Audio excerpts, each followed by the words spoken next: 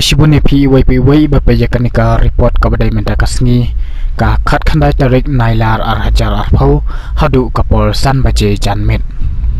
katkum ka jingya thu jong u DHS laong ba hakaran dong test ka basdang nadu ka khat ru tarik hadu ka khat khandai tarik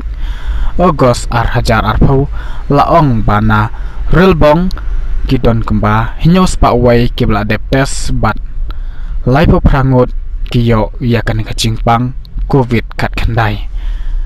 nama pat nyap khandai ngot kibla dep test baro kidai negatif jahalu para shispa san phongot kibla dep test kat prangot kidai ki positif case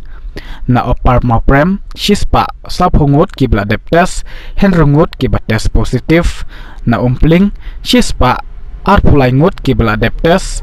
bat baro kidai negatif na lumsora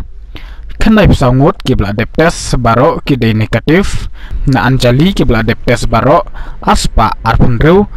bat kibayo covid khandai ngot kliyau prapo arngot kibla dep test khandai ngot kidai ki positif case mot pran shispa sapsaungot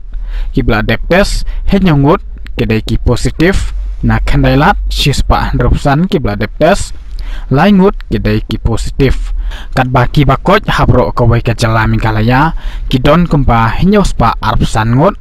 kibla khladno henrungut kibrang ap ya ka report hadu menta kidon kumpa sauspa henrepo kat ba kibrang don menta hapdan ka jingsha sumar lani active case kidon kumpa praspa saungut tangkini ki khubor khoble shibun